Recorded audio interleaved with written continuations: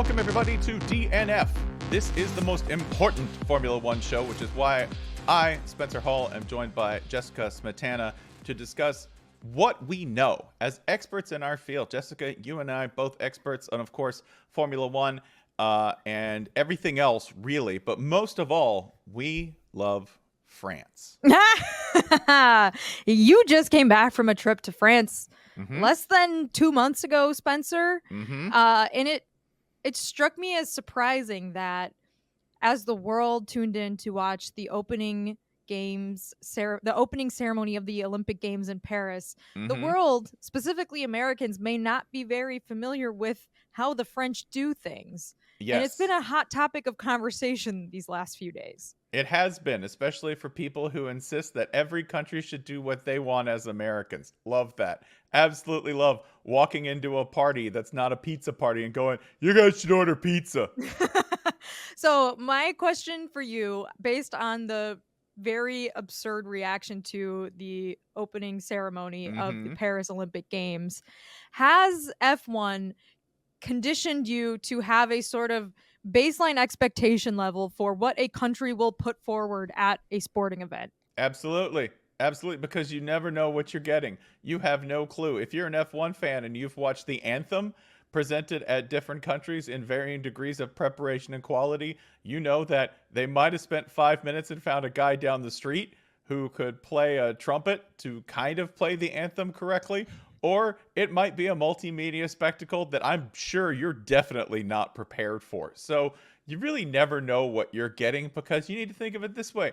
You're always a guest. It's not your call. Enjoy the show. If you're offended, shut up. You leave the country in 2 days. Go complain somewhere else. It's rude. Be our guest might have been a really nice thing to add to the Paris opening ceremony, now that I think about it. That would have tied in very nicely. My favorite part of the opening ceremony was the juxtaposition of Marie Antoinette's severed head singing right before this insane French heavy metal band began playing on the side of a castle. And as I watched it, I thought in my head, I bet Spencer really likes this. And sure enough, you were tweeting about it at the same time. So that is correct. I know you loved that. Yes, because they were singing, I believe they were singing Ça Ira, which is a French revolutionary anthem. Remember, here in the United States, a country with a whole history of violence and a current violence problem, more so than any other country in the world that isn't at war. Let me point out, we're very squeamish about talking about violence. Meanwhile, the French, who have a very low firearm homicide rate for a lot of reasons, managed to consistently glorify their revolutionary history, to the point where they had a heavy metal band singing along with Marie Antoinette singing with her own head cradled in her arm. They do this all the time. You know why? They're on like the 6th or 7th different version of France. That's it. They'll blow it up, and they've done it before, and they will do it again. You say, why is this relevant to Formula One? Because Formula One is headquartered, essentially, like their regulatory agency, FIA, is headquartered where? It was headquartered in Paris. It may not be for too long due to some tax issues, but whatever. That's not relevant. What's relevant is that they have extremely deep ties to France, which is why you're all familiar with what the French do, how they roll, and why it might get kind of weird from time to time. And you should just take a sip of your wine, thank them, take your baguette, and move on. Yes, I really admired that the French doubled down on like the few things that most of us stereotype them as enjoying, which is the French Revolution and all of its lore and menage a trois. They were like, we're going to go full steam ahead at this. And you know what, Spencer? This really made me miss the French Grand Prix, and I hope it comes back soon. I really do. I hope they make the track more interesting. But yes, I have to say that for everybody who's like, but the track's boring. Yes, it is boring, but we need to bring it back because France is a great road trip. It's a great crowd. Anybody watching the Olympics right now who's watching the fencing or table tennis crowds go ape at what they're watching and support everyone no matter who wins. Fantastic crowds all around. They love that. One more thing about the Gojira thing. You know, that building was the prison where Marie Antoinette was held at trial. So that's also like tripling down on the historical comparisons here. By the way, what symbolism? Go support Gojira. I might see them. They're coming here in September. So really, yeah. So to Atlanta or like to the U.S. Yeah, well, they're coming to a little spot north of Atlanta to be very Okay, particular. you but should yes. definitely go. We should maybe we make this a DNF trip. A DNF road trip? We do a Absolutely. we open for Gojira. Yeah, that's it. And You now guys just wanna what hear you about want. cars? An F1 podcast live in front of a Gojira performance. Oh man. Yeah, I mean, I think one of my favorite takeaways from the Olympic Games so far has been that like my F1 has helped me learn more about not just where other countries are, because today we were talking about on the Dan Le Batard show, we were talking about Belgium celebrating their 2018 World Cup third place finish with a parade. And someone turned to me and said, "Where is Belgium?" And I said, "Well, let me tell you, because Formula One was just there and it's north of France." I mean, everyone should really know that. It shouldn't really be a question, but still, if you didn't know, it's north of France. It's right there. That's and right. I felt so smart knowing that, because I am just more familiar with geography and with the things going on in other places thanks to this sport. Right. You also know cool things. This is why everybody should follow F1, because it allows you to sound much more continental and cosmopolitan than you perhaps are. Not only do you know that Spa isn't just a place that you go to get your toes done, it's a racetrack. In addition to that, it's a great track. And in addition to that, you get to just lay out cool facts like, oh yeah, man, they're headed up Eau Rouge. What's Eau Rouge? Even if you don't know which turn Eau Rouge is, you get to say it, and it sounds really, really cool. Eau Rouge is absolutely awesome, though. Like, seriously, the most beautiful turn in racing. Although I agree, the new line isn't quite as fetching or colorful as the old setup there at Spa. But there might have been other reasons they changed that. Spa used to kill people all the time. Valid.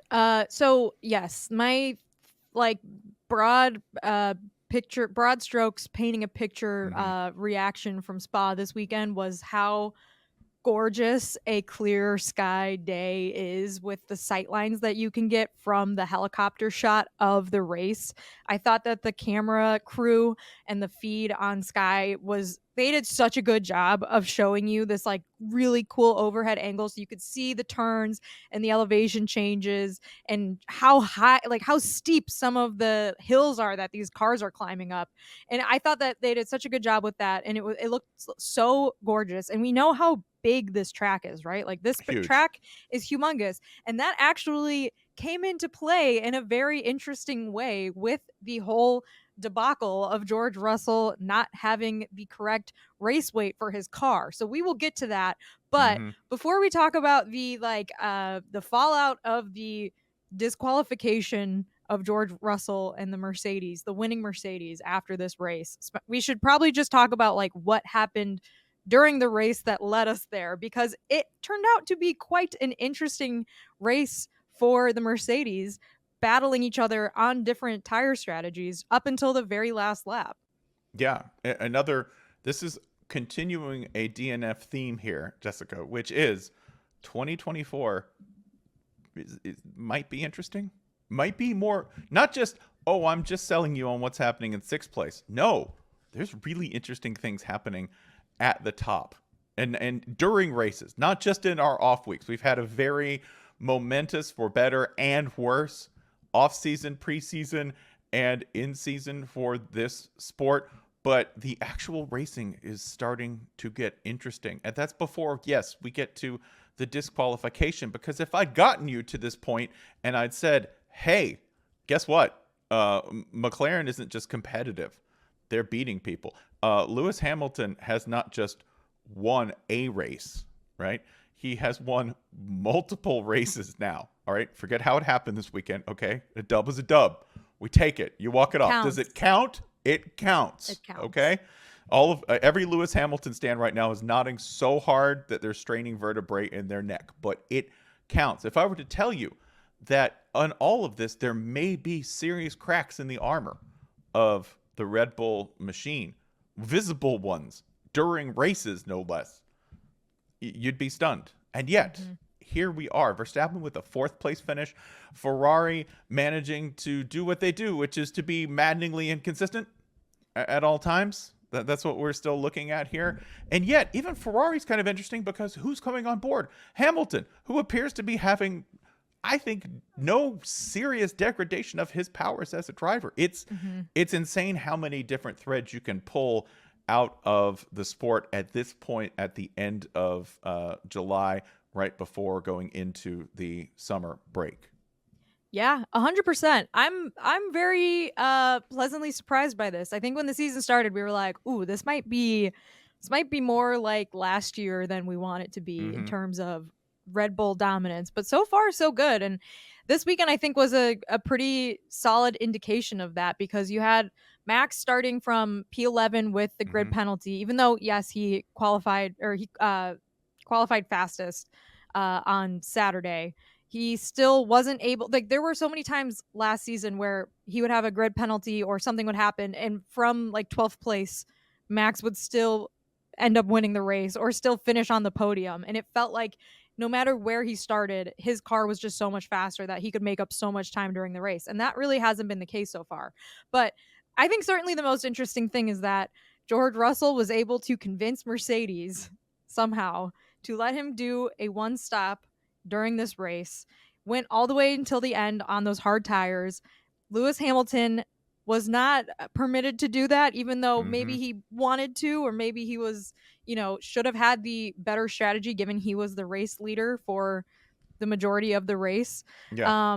And so it really came down to the wire, and Mercedes had to make a decision in the last few laps whether or not to tell George Russell to let Lewis go past him and maintain the Mercedes 1-2, or to let them race and risk giving up a spot to Oscar Piastri, which looked like it could have been a very serious mistake by Mercedes if it didn't go the way they wanted.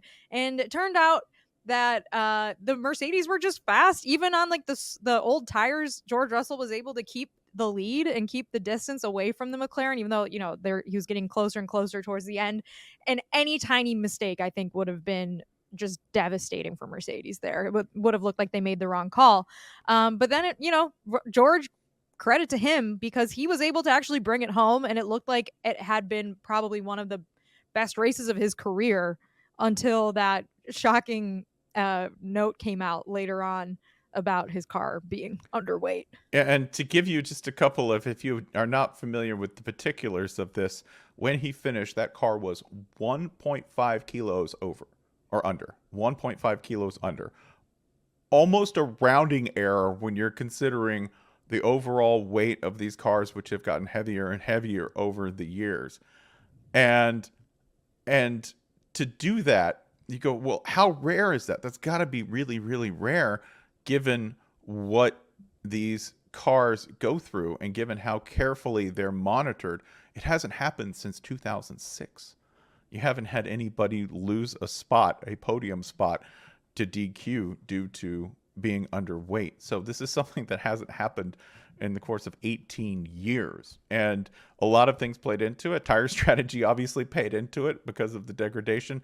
But overall, this is just, it's maddening. It's maddening for Mercedes that, and I think Mercedes and Ferrari are very much in the same boat, that they do not get good news without getting bad news, right? Yeah.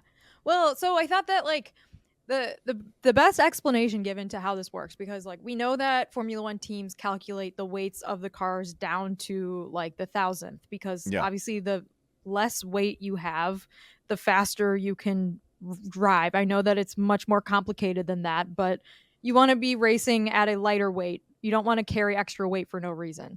So they calculate it, and so they have to meet this requirement, and they weigh all of the cars after the race and make sure that there isn't anything, out of line, that they're all racing at this minimum, which is I think 798 kilograms. Yeah, and I don't know how many pounds that is, but we do know that 1.5 kilograms is 3.3 pounds. So that's our conversion metric. But the way that like Mercedes has now come to try to explain this is that because he didn't stop for fresh tires in a second pit stop, Russell's tires were actually a lot lighter than they had calculated, because they were more worn down. There was more, more taken off of them by going so long on them.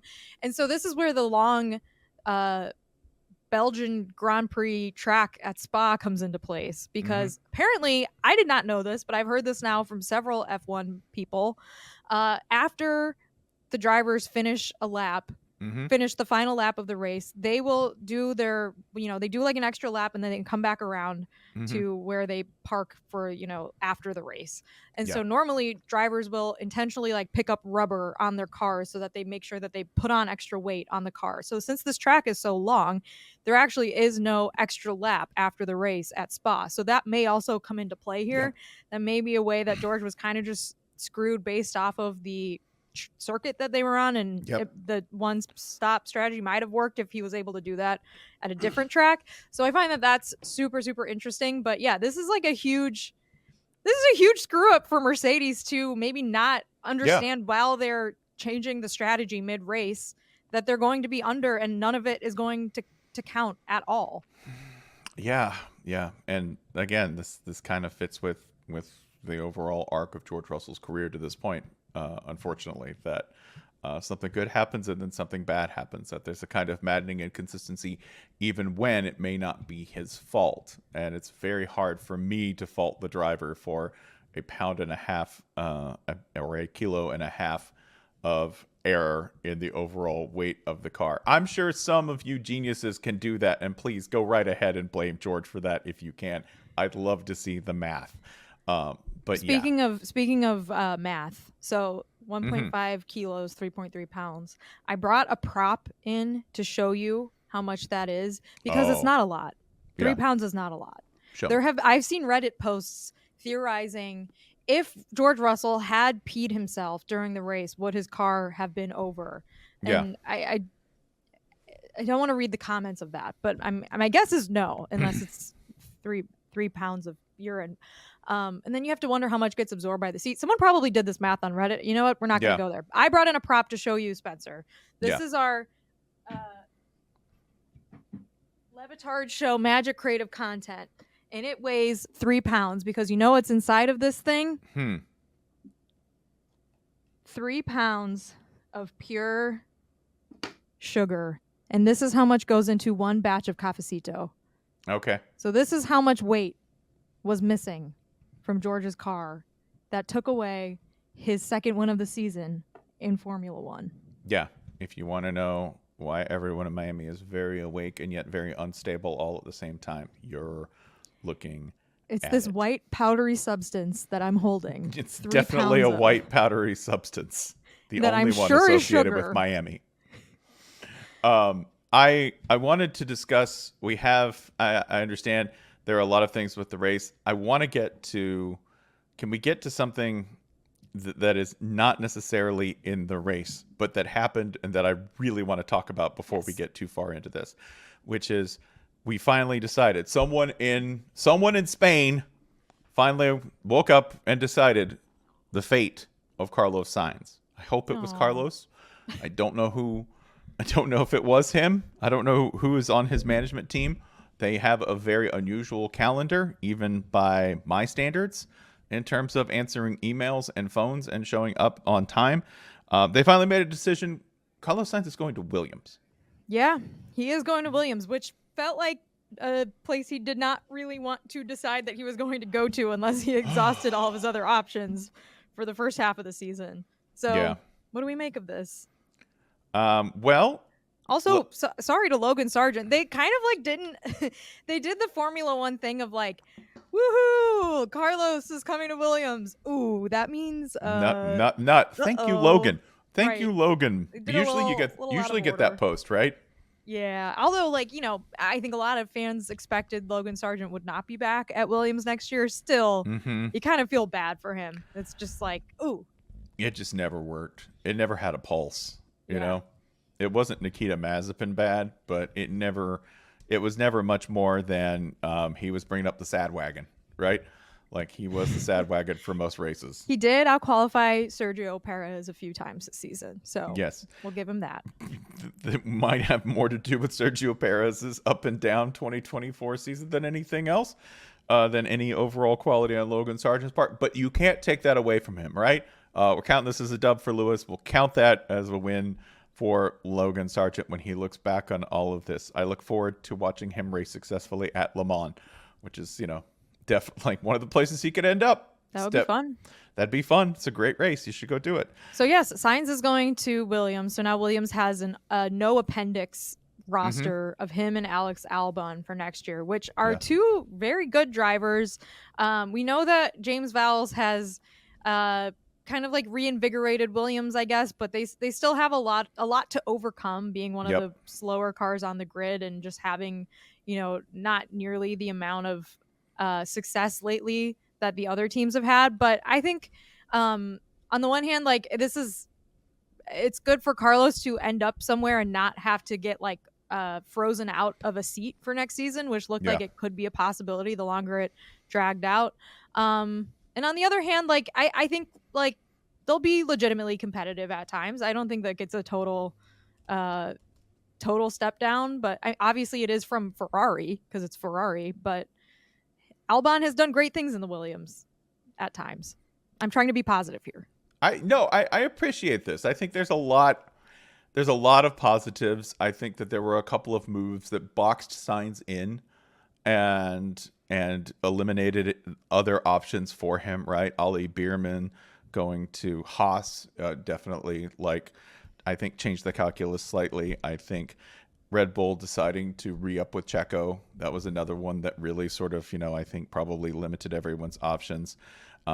It's for Williams, it's a coup. I think it's a good call because I think you have two drivers who not only can get along in a situation where we're maybe not sure who the alpha is. I think both of these guys can make that work. I think additionally you get guys who I think both of them are really good drivers, like in terms of absolute value. And I think they can work with, I think we've seen them work with a wide variety of cars. And I think that's important because sometimes with Williams, depending on the part supplier, you might be getting a different car week to week, right? In terms of feel.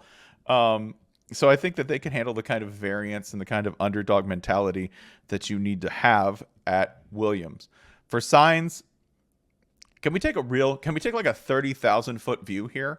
Okay. Let's pull way out. Okay. Sainz still has a seat, and it's one where I think he can be in context reasonably successful. So like overall, it's good for Carlos. He keeps a seat. All right.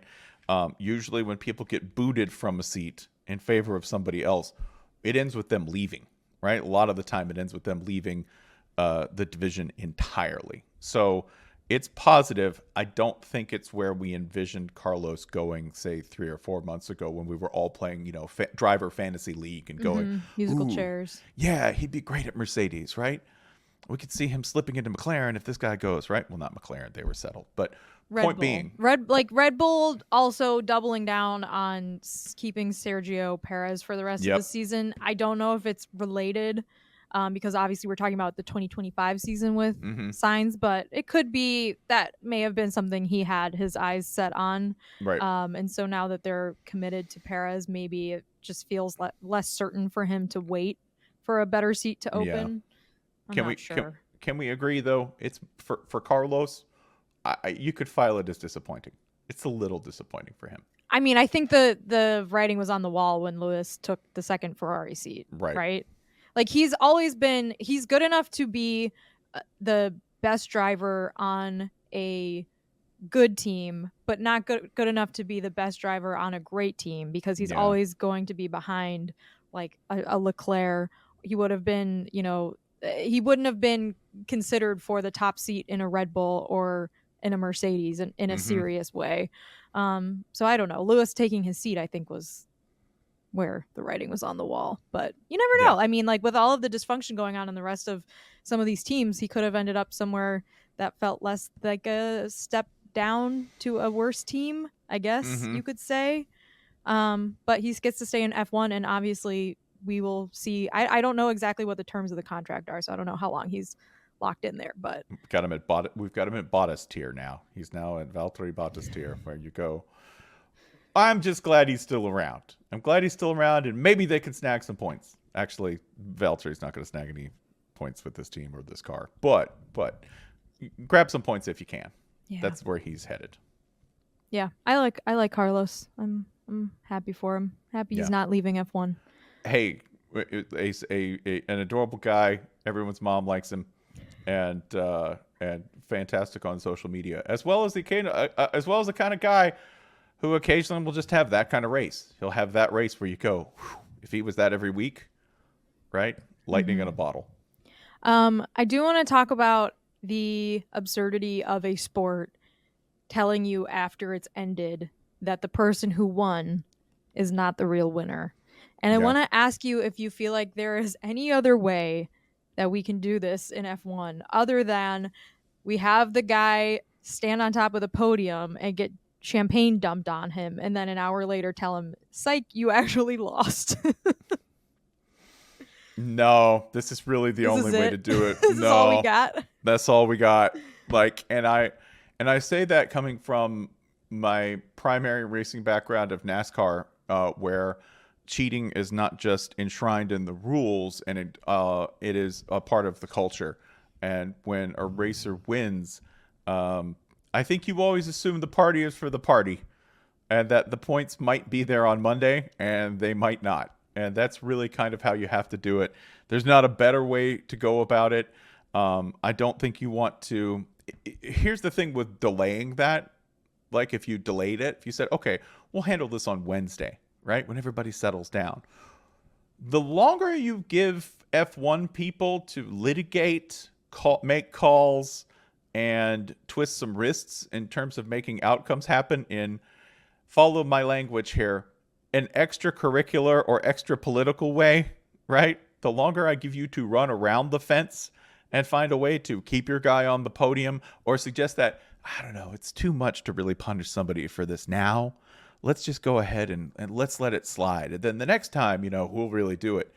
That's not good, because the people in this, what people in this sport are really good at? Politicking. They're superb at it. Can we maybe weigh the cars faster? I mean, again, it is a very rare thing that happened. So I don't really know how you avoid this, but I do think that it's incredibly strange because Lewis Hamilton was not happy after that race. He felt that was his race to win. And a lot of his fans were also very upset that there wasn't a call made to have him finish, or at least to let him be on the same strategy Russell was on, which we now know was outside of the technical regulations. So he goes into this whole post-race process, just very kind of upset. Although, it's Lewis Hamilton, so he's always going to be congratulations to the team. You worked so hard. I think everybody's so happy for that. The support staff. Thank you to the fans. Right. Well, thank you to all the beautiful fans tries to remember where he is. But Hungary, Belgium. Yeah. And then he, an hour later, it's actually, you won. Congrats. You've now broken another F1 record. Yeah. It's so bizarre to me that this is a thing that happens in the sport on occasion. And we do it all the time. All the time. Yeah. All the time. It is. I think it's very, very difficult. I think they do it as quickly as possible. I am a big fan of just go ahead and cut it off if you have to cut it off, right? What if they were on the podium dumping champagne on each other, and a guy with a clipboard in the FIA outfit just comes running over, and he's like, "Wait, stop! Hold on! Stop the proceedings! Stop the champagne!" And then they drag Charles Leclerc up, and they're like, "You're actually the third." Yeah. New bottle. Bring the bottle guy in. We need another bottle. It's like when they announced the wrong Oscar Best Picture winner.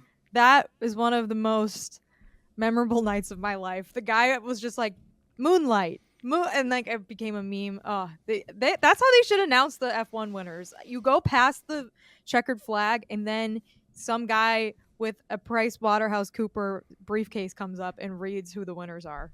I forgot. Who was the winner announced? The actual winner. La La Land. Okay. So the winner, not the actual winner, but the winner, kudos to that guy for having the composure in that moment to convincingly say, "Oh, no, it's you guys." You would have just eaten the piece of paper. I mean, I might have. I really liked Moonlight, so I hope I would have had the composure to go, "Oh, no, it's obviously that awesome film. You guys, we got other trophies. We're good, right? You take this victory lap." I think drivers, given how competitive they are, Unless it was their teammate, I think that is a tier 1 difficulty thing to come back on and go. Like, if George, if they'd had to actually, like, this is the one thing I think would be very amusing. If you make the driver who was disqualified walk up for his team, right? Because he probably didn't have anything to do with it. Make him walk up and go, actually, I'm sorry, the winner is Lewis Hamilton. Even George, who gets along pretty well with Lewis, would have aluminum foil between his teeth, right? Just gritting his teeth trying to say that. Imagine Max Verstappen being told, yeah, you got to hand this off to Charles Leclerc. No, Go ahead. Warren Beatty and Faye Dunaway have to go to every F1 race, and they have to do it, and they have to pronounce all the names correctly. It's actually Yuki Tsunoda. Actually, that'd be delightful. I'd be fine with that. No, yeah. I guess Yuki's not getting the second Red Bull seat, which is unfortunate. At least not for now. It's going to continue to be our underground king. Yeah. Just dominating 7th place. Can't take 7th place from that man's hands. I like making F1 into more of a award show based finale every single week. They would too, because you know what you can do with that? It's done you can sell it. You can sell it, and it's done in 3 hours, right? Yeah. Just like an F1 race. Like, sorry, you got to wrap up that speech. You got to start playing. The award for the best pit stop goes to Oscar Piastri, because that guy holding the jack in front of his car, wow, he was the real MVP. He should get all the championship points that Piastri got. Like, just him, he should be in the driver's standings, because he saved that race for McLaren by not completely going flying. When that Piastri was coming in hot, and he was like, he stood his ground with the jack and stayed there and saved the day. You know what? That's a man who's comfortable in the amount of biscuits he's carrying around on his frame, right? That's a guy who's like, yeah, I've been eating good. I'll take this car. Afterwards, they were like, they put the camera back in him, and he was like rubbing his neck. I was like, take that man to a hospital. Is he okay? I like that he was rubbing his neck, and I know somebody on the crew was like, don't rub it. Not on camera. Don't. It didn't hurt. I would have been in his ear like, rub it more, rub it harder. Yeah, your attorney. This is your attorney to early retirement. Your attorney would have been like, God. Although, honestly, in Europe, I don't know how those laws work. In the U.S., if this were the U.S. Grand Prix, were the Austin GP? Set. No, buddy. I'm getting one of those Texas attorneys with a commercial, like with a TV ad, right? A billboard guy. The rodeo lawyer is going to get me free money from Liberty Media.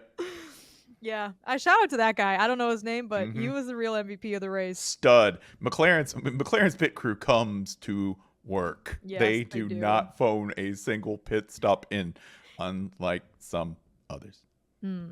Yeah. Anything else from Spa before we head into? Well, it's summer break. I mean, the summer break. So, I mean, I just want to reiterate how absurd this whole Sunday was. It was a really phenomenal race, but the ending being then changed after the fact is something about F1 that will always remain like very amusing to me. I do feel bad for George, but obviously it wasn't really his fault. Just an unfortunate thing that was not calculated by their team when they changed their strategy. If the tire wear was in fact the reason he was underweight, that stinks. But congrats to Lewis, because he also had a really, really good race and absolutely deserved to win that one. So going into summer break, shocked a little bit that Lewis Hamilton now has 2 wins this season in the first half of the season. Shocked a little bit that like the Constructors' Cup is like pretty much up for grabs right now. McLaren is like pretty close, and they're doing a lot better in terms of like the full team over the last few weeks than the Red Bull team, including Sergio Perez, has done. I think Perez has only accumulated like 28 points over the last 8 races. So Red Bull is very worried about that. But my biggest thing going into summer break, Spencer, we have a few shows we need to plan. We need to like do some summer break activities. Obviously, we'll keep people posted on F1 news over the next 3 weeks. Right. But should we watch a movie? Should we read another book? Should we have a guest on? Like, what should we do? And we want to hear from our listeners on what we should do. And if in fact we do watch a movie, which F1/racing movie should we watch? Let us know what you think. That's right. Let us watch. Let us know. I will say racing movies, there are some excellent ones. Not a ton of incredible F1 movies. So if you want to make a movie, okay, just send us the script. We will definitely not put our names on it if it's good and send it in ourselves. But we do want to know. So if you've gotten this far on the podcast, guess what? You've earned it. We'll listen to you. Go ahead, send it in. Let us know. I have one idea. Yeah. The Adam Driver Ferrari movie that came out this past year is only 2 hours and 12 minutes long. Okay. I'm listening. Adam Driver is in it. Mm-hmm. Actually, 2 car-related actor names are in it. Adam Driver, like weird, like Adam Driver being a driver guy. Interesting. Penelope Cruz also. So we're driving and we're cruising. That's my suggestion. She sounds like a name from Cars, the movie. Another fine racing film, by the way. Ooh, I've never seen Cars. Maybe we should watch Cars. People make Cars references to me all the time, like being in F1, doing F1 stuff, and I'm like, damn it, I should know that one. Okay, not to discourage our listeners from sending items in, but I have a lot of thought on the Cars universe, and have ever since my kids got addicted to it almost 15 years ago. So let's consider that one, because it's a rich vein. Maybe we should put out a poll and have people vote on options. I don't know. I'm getting ahead of myself here. Just let us know what you want us to cover for the next 3 weeks, and then we'll be back for the rest of summer break and for the rest of the F1 season. Oh, yeah. Which is, by the way, thank you for listening. Tell a friend, because I guarantee you this is only going to get more fascinating as it goes on, because to reiterate the constructor standings, okay, a little bit closer than the driver standings at this point. Red Bull's got 408 points. McLaren's right there with 366. That is a serious gap to make up, but it's one that McLaren, because of their consistent team performance, more than capable of making up. And Ferrari, I know, banking on Ferrari is a fool's errand, but I am that fool. They're at 345. Despite all of their issues that they've had, they're at 345. So it is a very interesting team race in F1. And that's before we get to personnel implosions, which could still happen, because Red Bull's sitting right there. Yeah.